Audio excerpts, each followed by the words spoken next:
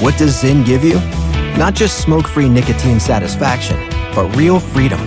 Freedom to do what you love and choose your rewards. With Zyn Rewards, you can redeem points for premium tech, outdoor gear, and gift cards to your favorite retailers. Find your Zyn and keep finding rewards that fit your lifestyle at zyn.com/rewards. Warning, this product contains nicotine. Nicotine is an addictive chemical. Now's a good time to remember where tequila's story truly began. In 1795, Cuervo invented tequila. Cuervo. What are you doing here? Cuervo. Anytime someone says Cuervo, I show up. Well, I do know that to be true, but even during ad reads, like... Cuervo. I think you could lay out, especially for one of our great partners. Sweet, delicious Cuervo. Since then, Cuervo has stayed true to its roots. The same family, the same land, the same passion. Cuervo. So, enjoy the tequila that started it all. Cuervo. Cuervo. The tequila that invented tequila. Proximo. Cuervo.com. Please drink responsibly. Cuervo. This is the Dan Le Batard Show with the Stugotz podcast. Join us in the cheap seats tomorrow night. Dan and the Kid Miro are watching Game 3 of the NBA Finals presented by Remy Martin. Catch the live stream starting at 8 p.m. on the Le Batard Show YouTube channel. Looking forward to that one because I don't know how many of you guys are going to be involved with that. I don't know who's coming, but tomorrow night, I think this was scheduled back when we thought it was going to be Knicks. I'm assuming that was where it is that we got the Kid Mero from. I'm assuming we didn't do Huge this. Pacer fan, Dan. What are you talking about? So I'm talking about you. We will hate watch. Yes, that's right. We will hate watch the finals with the Kid Mero. I'm assuming he doesn't want to watch that with us anymore. I thought he was signing up for something else. We will do that tomorrow night, and we will have an assortment of surprises for you. I wanted to ask the group here, and be careful. You might tell on yourself here. How do you guys feel? And Tony, you're too young for this, but how do you guys feel about the last day of school for the kids? Oh. I mean, it was always a fun time for me. No. As a father, Chris, not the last day of school. Everybody, of course, likes the last day of school for them. Everybody likes getting out of school. I love it because it means traffic will be better. You enjoyed summer as a kid? That was good? Yeah. It was a good time? I did. That's why I thought it was a terrible question, honestly. Wow, my God, man. I mean, I was just like, what did you guys think of summer? Tony, you're too young in your too young for any sort of It's traffic, Dan. Nowadays, it's traffic I will want be to lighter. examine what you think I thought. Camp better than school? What you think I thought maybe you were like, on the last day of school, do you, are you going to do some funny business at the school, pull a prank on something? I don't know. How do you handle the last day? Do you celebrate? I'm asking you as a father. Traffic. Traffic will lighten up. Spoken like a man with one of them things.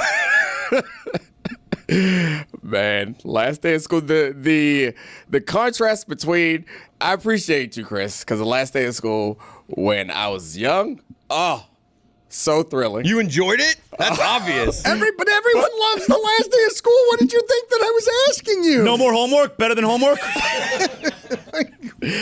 I think, Dan, you probably like school, huh? I liked the last day of school. I liked the freedom of summer, but I also liked school. And he's not totally wrong that every once in a while I'd like to stay for a couple extra days. But now, the countdown to the last day of school, because my kids are at the age now where they're a little old to be sending them to camp. And obviously, they're too young to go get a job or for me to just let them loose on the summer all by themselves. So it's just asking, can they do things that I'm like, yeah, I want you the hell out of the house, but I also don't want to have to worry about you for the next 6 hours. It's just... That's in the preview, Dominic. I know it is. Don't let them distract you with what it is that the video team is doing in the preview. I know that it's in the preview. Okay, you can't let them distract you. Oh, man.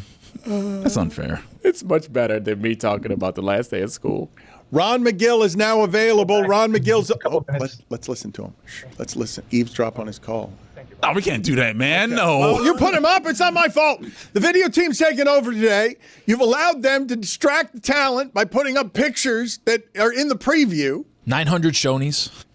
Right. We can't get That's not my fault. No, At their peak, did they even have 900 Shonies at their peak? Roy, accountability. You say it's not your fault. You're in charge. You're in the seat of the executive producer. Accountability. We just eavesdropped on Ron's conversation because he was put up and we heard him yelling at somebody. We've never seen that side of Ron He's Magill like, before. I need more photos behind me. That's what he said. That's what he's yelling. Ron, take us through some of the pictures behind you of all those television and media celebrities that nobody cares about. Is that what we're going to talk about today? Yes. Take us through those pictures behind you. Take Okay, any let's one see. of the photos off of the wall and take us through There's Coach Spo right there, and there's LeBron and Udonis Haslem right there, and right below them is Shaq. Right there, Shaq. Is that Frank Fort I see up there? Like Frank Fort. You're giving me a lot of the big names, but I see a lot of small names up on that board. All of your media don't friends. Don't insult Frank. You got a lot of people up there. There's a lot of good people that I've worked with over the years, and I'm very happy. Well, who are you pointing at now there, Chris? Local news guy. His name is. There are 9 of those up there. Local news guy. His name is. Great teeth. Yes. Hold on a second. You're talking about Michael Williams. There he is. Oh, Michael Williams looks like television. Where's Rick Sanchez? Is Rick Sanchez up there? Yeah, he's up here. Hold on, I'll get him for you. Hold on, look. Okay, let's get. How do you like that pull, Dano? That's good. Yes. Dwight Lauderdale. That's a never-ending wall of photos right Yes. there. Is Dwight Lauderdale up? Oh, that's quintessential Sanchez. That's young Sanchez. That is up and coming Sanchez. Newsplex. That's a Sanchez. collector's item right there. Dwight Lauderdale. With the mustache. Yes. Do we got an Ann Bishop? Oh, what's Ann Bishop at? No way Ann Bishop is up there. Oh, he got her. got him all. Yeah. It is a media hall of fame. Look at that. It's autographed. He's got the rarest of collections. The autographed Bishop combined with the Lauderdale mustache, the television mustache. Hold on a second. I got better. Don No. Don No has been requested. Who else are you requesting? Don No, the weatherman Don No. I'm sure No. Brian Norcross is probably up there somewhere. Brian Norcross is here. Yes, Brian Norcross is here. But wait a minute. I was trying to find someone who used to be a mainstay and then all of a sudden kind of disappeared. Where the heck did I put her? She's here somewhere. Oh, here we go. How many of you guys recognize her? That's Sally Fitz. There you go. Sally Fitz. How does Roy know that? What do you mean? How does Roy know that? She's iconic. But I didn't know that. Yeah, that was co-anchor with Rick Sanchez. Yeah, but that's young Sally Fitz. I did not recognize her. Sally Fitz was on in this market for what, 30 years? Yeah. Yeah, she was. Yeah. It's a better one. Hold on a second. I got one here for you. Hold on a second. Bob Soper. I love this. This is Yeah, a I got great Bob game. Soper. It's a great Here, game. hold on. Ron just wanders around his office. Look, here we go. Here's Bob. Oh, Is that Rennick? no, he said Bob Soper. Oh, there you go, Bob Soper. Bob's over. Yeah. Who's the best Dan you got on the wall? Got any impressive Dans up there?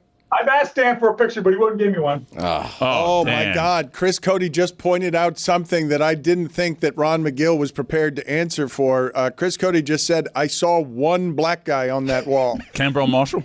No, I think it was Dwight Lauderdale. Yeah, it was Dwight Lauderdale. There's another one.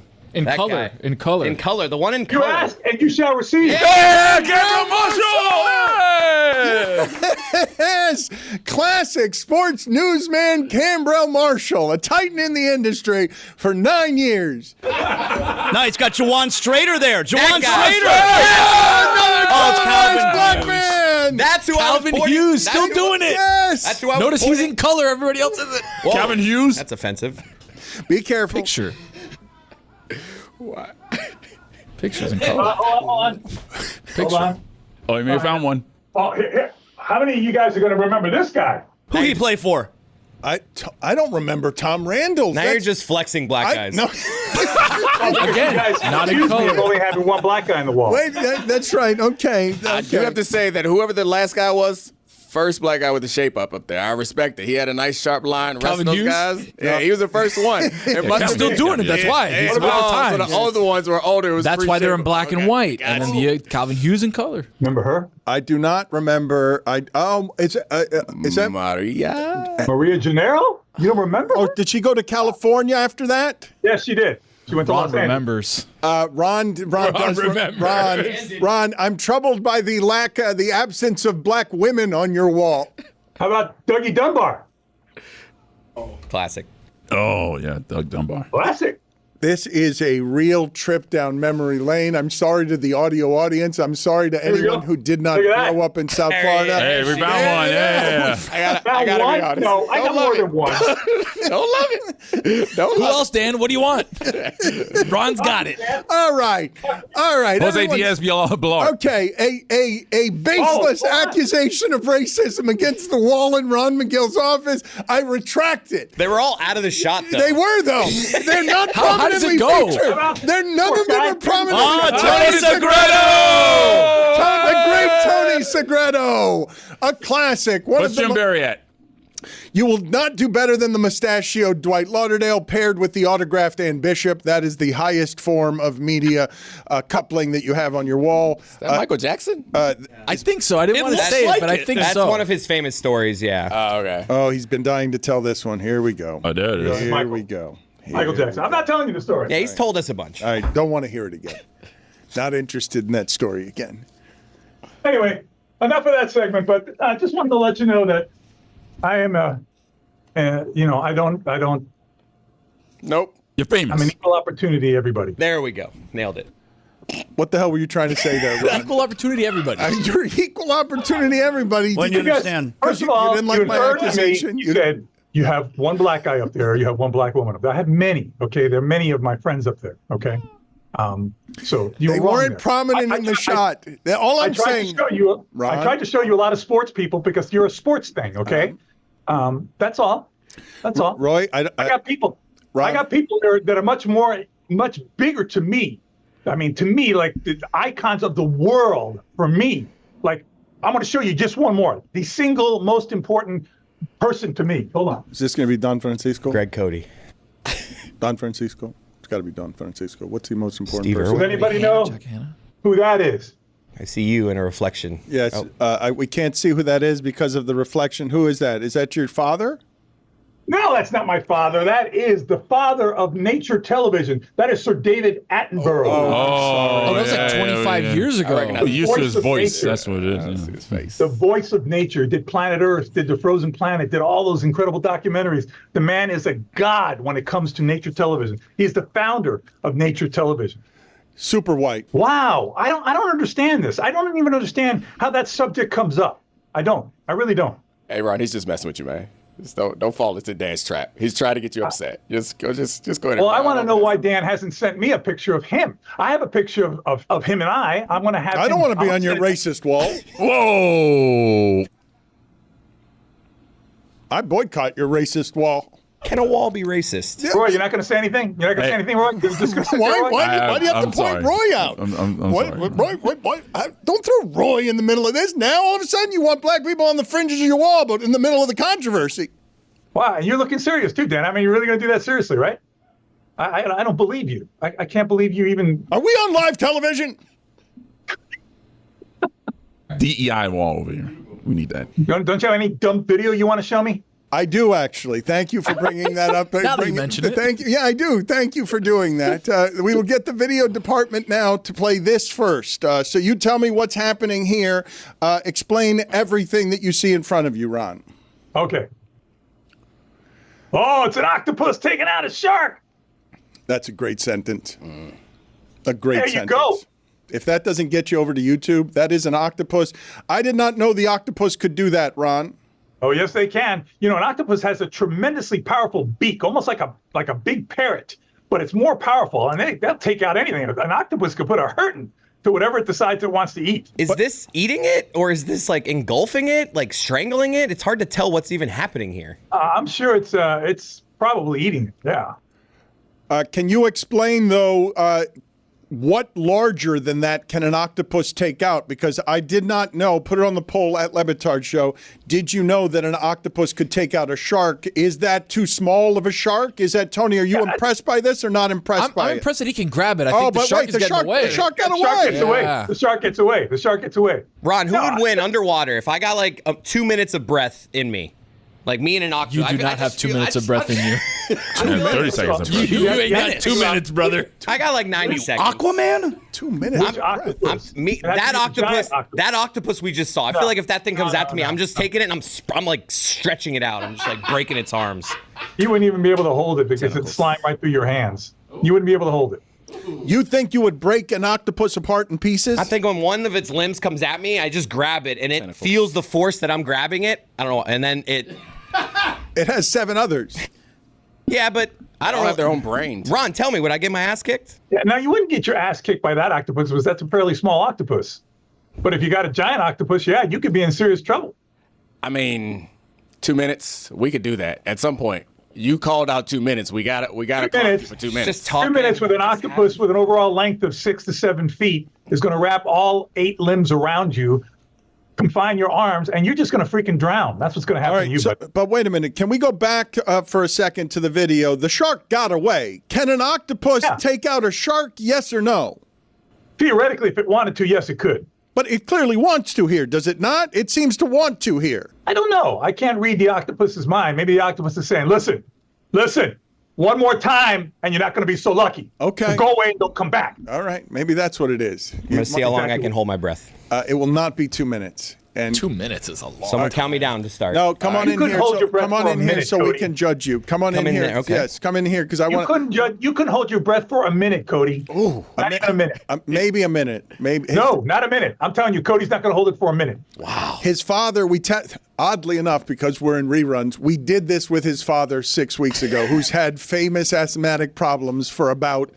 I don't know, 5 years. And his father was able to hold his breath for a minute. I don't know if that's hereditary or not, but I think Chris Cody will be able to do a minute. 2 minutes, no shot. I have under 30. No, he'll make it to like 50 seconds. 15. No, he will. No, 50. No chance. 5-0. No, he No will. chance. He will make it a minute, but he will be surprised by how long a minute feels. I think Chris Cody is. No, 2 minutes is. There will be no 2 minutes. Long time. Chris Cody surprises you guys all the time. If he makes it to a minute, he's going to look like a tomato. He's going to look like a tomato, but I got Chris making it to 2 minutes. Wow. No way. Okay, No. I got. Can we put something on that? Oh, yeah, let's put something on it. No. Make sure somebody plugs his nose, holds his nose shut. no, he's not a liar. Everyone thinks he's going to be a cheater. That's why I brought him in here so I can see if Make anything. this money for I have that Greg Cody loud breath. You'll be hearing if I'm breathing. Hell yeah.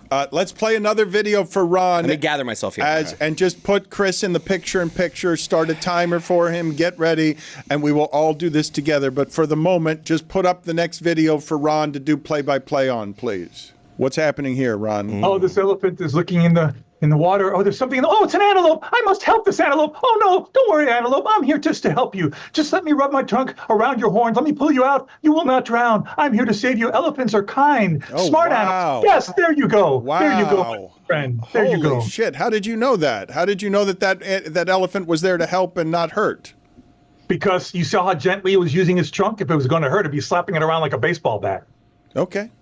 That's not what he was doing. You've seen an elephant do that? Have you seen an elephant use its trunk as a weapon? Use its trunk to grab something that it then stomps on, yes. Let's play another video here for Ron. Chris, you're ready? You're getting ready? And video is getting ready to have the timer with you. Let's play this next They told video. me they want me to have my timer up, Okay, so. you can do your timer. But let's see this next video. Ron, tell us what this is. Is this a fish with legs? It's some type of fish. I'm not sure what kind it is. It looks like in the remora family, but I'm not sure what it is. Those dangling things are pretty cool. It's very cool. Listen, I've said it over and over. There's so much about the ocean that I especially don't know, but most of us don't know. And this is one of those very unique fishes that I've never seen before. It's called a tripod fish, but are those are not functioning legs, are they? No. Those are modified fins. And I guess they call it a tripod because it seems to kind of isolate itself on top of them there in the bottom of the ocean, or whatever body of water that it's in. I don't know if it's a freshwater fish, or ocean fish, what it is. Unique looking though. Cool. Thanks for sharing it with me. I'm ready. All right. Chris Cody Count me in. is defying all of you, and it's 5, 4, 3, 2, 1. In the interim, let's play this next video here as we do nature videos with Ron Magill as Chris Cody multitasks with the holding of breath. The infamous mountain gorilla These are incredible experiences. This mountain gorilla has grabbed this woman's shirt. The key thing is you don't turn around and stare at it. Do not do that. Do not do that. I told you not to do that. Jesus Christmas. You do not turn around and look at the gorilla. You wait until the gorilla lets go on its own. You turn around and look at it. It'll get even more determined to pull you in. Now watch what happens. She turns around. I said, and then the guy had to come in. The guide had to come in to save her. You don't look at those grand primates like that. You just don't do You're it. 40 seconds in, Chris. Why are they grabbing? To the best of your knowledge, what's the point of the grab? I was just curious. Hold on one second. I am sorry. I'm still on this interview. I will be done in 2 minutes. 7 seconds from a minute. 2 minutes. 5 seconds from a minute. He's going to get to a minute Easy and only work. a minute. Light Okay, perfect. Thank you so much. I'm so sorry. Okay. He's longer than that so far. He's longer than a minute? I don't. He's breathing, I think. No, like I said, no I way. think he was cheating. I think he just blew a bunch of coronavirus in her face. I mean, Exactly. You did over a minute. See that, honey? You got over a minute. Respectable. What are you supposed to do when a gorilla grabs your shirt? Put it on the poll at Batard Show. Do you know what to do when a gorilla grabs your shirt? What are you supposed to do? Don't move. You don't look at the gorilla. You just stay in the, if you're not already in it, just get in the fetal position. Do not move. Do not look at the gorilla. Do not face the gorilla. And that's the worst thing that you can do because the gorilla wasn't going to do anything other than be playful there? I can't tell you that the gorilla wasn't going to do anything, but when you turn and face and stare at a gorilla, that is interpreted as a threat.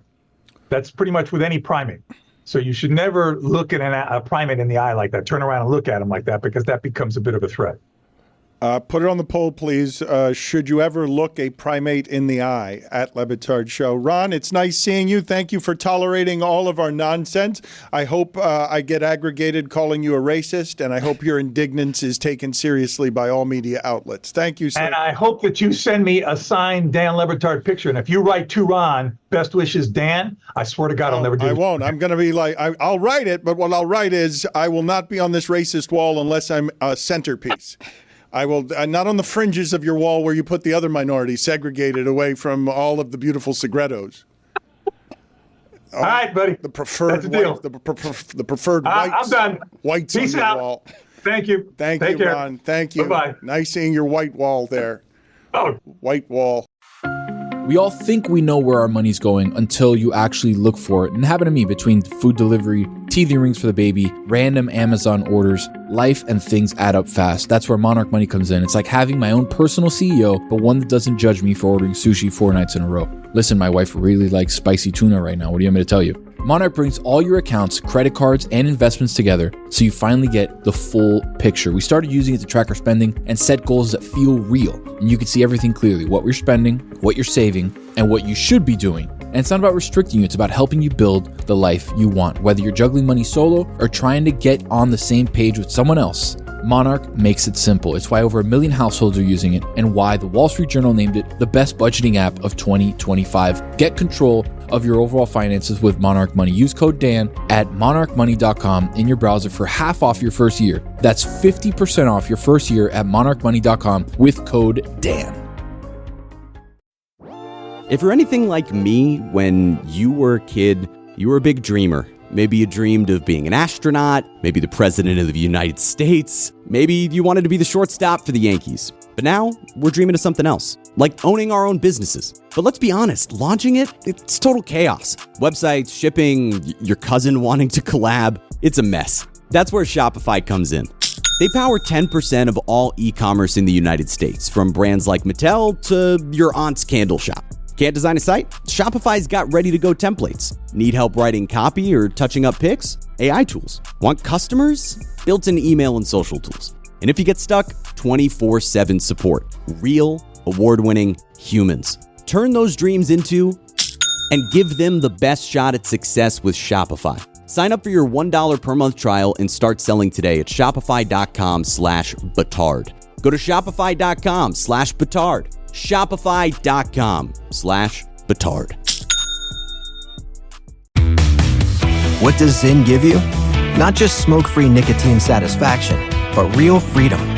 Freedom to do what you love and choose your rewards. With Zyn Rewards, you can redeem points for premium tech, outdoor gear, and gift cards to your favorite retailers, Find your Zyn and keep finding rewards that fit your lifestyle at zyn.com/rewards. Warning, this product contains nicotine. Nicotine is an addictive chemical. Don Le Batard. I saw a post on Twitter yesterday how the Toronto Maple Leafs, that they won the division. Guess what? It's been 2 years, and that's 2 years too long. Stugotz. Could take that ass too. Ah, we're taking 2 asses. This is the Don Le Batard Show with the Stugotz. I think I could have done better. With Calvin Hughes on the fringes. There was a lot of pressure on Big me smile on there. Calvin. I didn't get a great breath to start. A little disappointed. Minute 20. We didn't even get close to 2 minutes. I could do better. We thought that you were breathing, though, at the end. We thought that there was took a little breath at the end. No, that Cheater. was me He's a trying to like hold the breath even longer, and then it know. just exploded out. I know, but it is hard What? to do. Is it worse to explode out than it is to fracture a testicle or to what? Or what was it? What was the other word? you guys- Rupture. Rupture. So which is the word? The worst of the verbs is rupture. You guys are saying not fractured.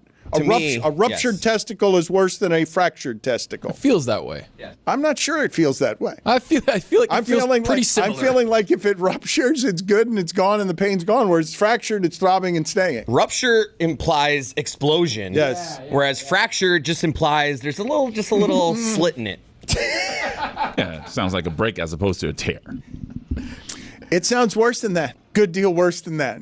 Doesn't sound like a break or a tear. It sounds like you guys are talking about either a fractured testicle or an exploding testicle. Oh. Because ruptured is a spot before exploding. Or are they synonyms? We're doing synonyms? And it's an exploding testicle? Because I think we'd agree that an exploding testicle is worse than a ruptured testicle is worse than a fractured testicle. I agree. I'd rather have my testicle rupture than explode. I mean, I think so. Pull and tear are different terminologies when you're talking about muscles, but they're both essentially like different levels of a tear. Can you pull a testicle? I have. Why can't you? What? What'd you say? You heard me. What's the worst thing to rupture? I'm all in on spleen. You said you pulled a testicle? Put it on the poll at I Levitard asked Show. if you could. Yeah. Is the worst Go right thing ahead. No to one's stopping you. Is the worst thing to rupture a spleen? Hold my right ball. Can you stop? Can I get you to stop? Stop doing everything that you're doing over there. I think like there could be another lesson to be learned is like the game is to get very close and make everybody think you're going to say or do the thing, but never actually say ball. That's Like correct. that's like the move, right? Yeah, but subtlety's not a strength. Sometimes you gotta go with it though. You don't, though. You slap them over the head with it. Again, though, getting back to the original story that Agreed. birthed all of this, the fractured throat. Can you guys look up for me what difficulties there would be in playing football with a fractured throat? It sounds like a terrible thing that you would not want to re-injure. One of the things that Dominique and I were talking about during the break, I think this is a strength that Dominique has that most in our profession do not. He can crystallize for you how hard it is to get to the points of excellence where you are stronger than the man willing to play with a fractured throat. Because when we talk about what, I know we do too much with gladiators and whatnot, but for Armstead was, at the draft, the single most impressive physical offensive lineman there's ever been running and jumping.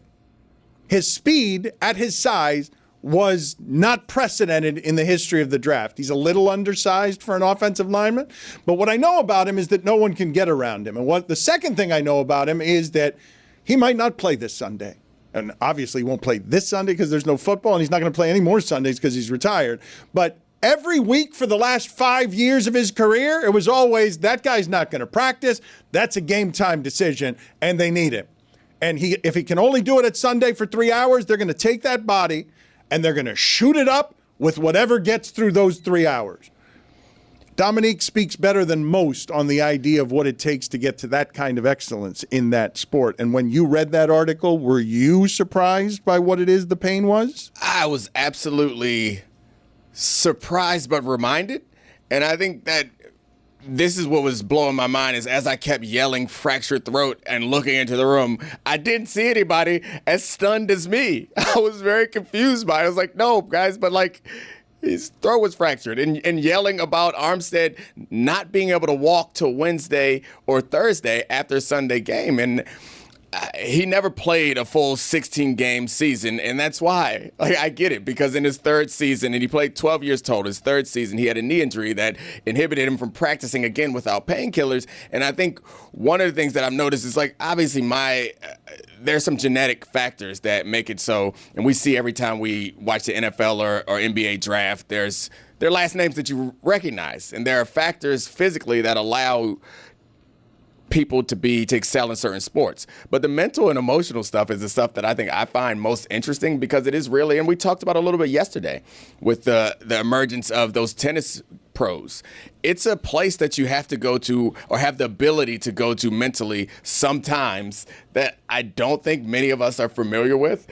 And then to be even greater than the greatest, that's how you differentiate. And I think we talk about, or at least I talk about, the people who make it to professional sports. I think it's from a very small pool of people that are physically capable of doing those things.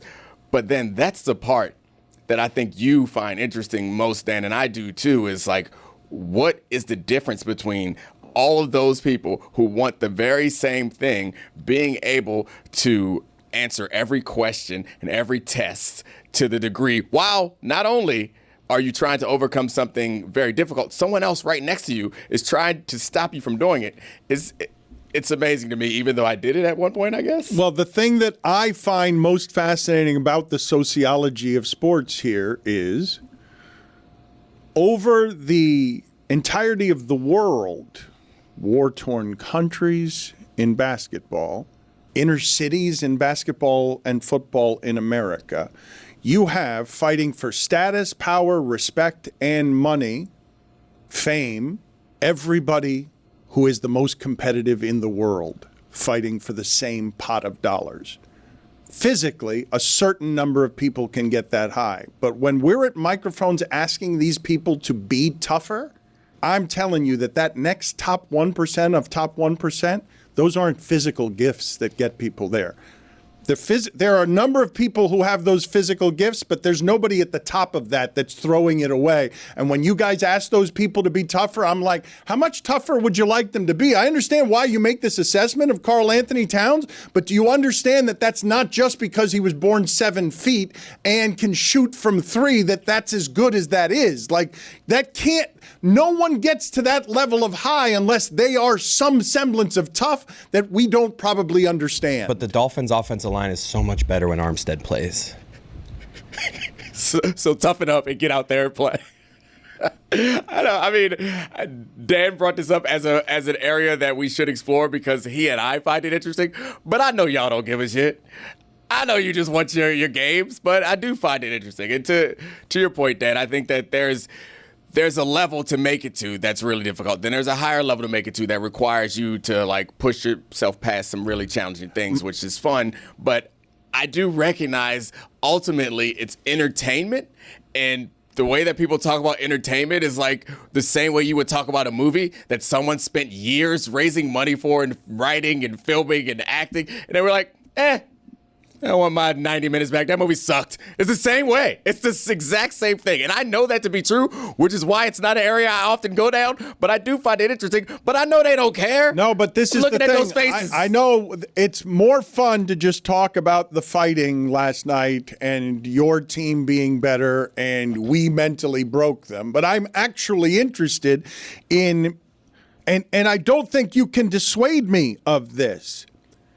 When Mike Ryan loves to say someone's banged up this time of year, when none of us would come to work if we felt like whatever banged up was for those guys. Clearly, Draisaitl was hurt last year, obviously. When I ask in that sport Connor McDavid to overcome 4 lines of people who want it as badly as he does, I don't think most people watching actually know what it takes. And to me, that's the most interesting part. Like, whatever the results are, those can happen with process and bounces. Right.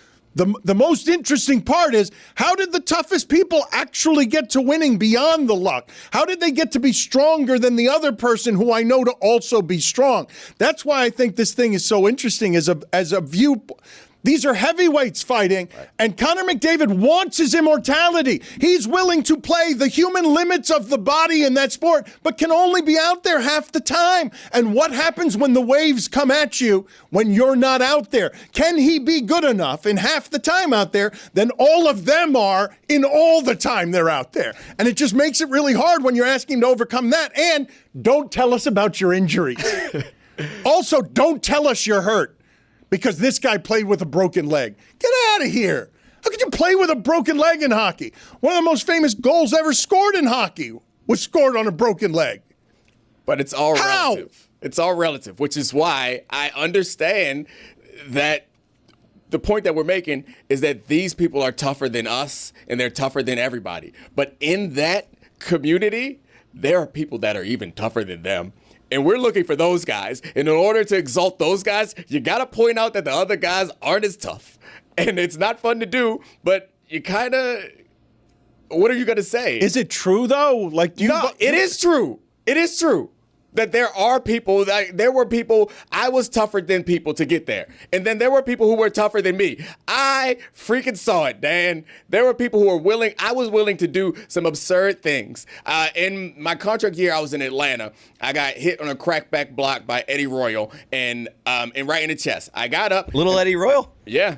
Little Eddie Royal. So, cute little, adorable little Eddie Royal. Think little about speedster. It. Yeah. Think about it. Tiniest guy on the field. Jay Cutler. So it was the team, it was the Broncos. The Broncos traded me before my contract year to Atlanta. We're playing against the Broncos down in Atlanta. Jay Cutler, so this is my teammates. I went to training camp with them. I played at that place for 3 years. Jay Cutler scrambles to the right and then scrambles to the left. I go to the left with him, then he comes back to the right. As I'm coming back, Eddie Royal dives through my chest. And I thanked him after the game, because he didn't hit me in the head, because it was legal back then. I got up from that play and started coughing and spitting out blood. And then I started to walk in the direction of the sideline because this ain't normal. And then it hit me, nah, bruh, it's a contract year. Lined up and played the next play. And there are people who have done much more absurd things than that, because I wasn't even that good. That's so sexy. It is. It is.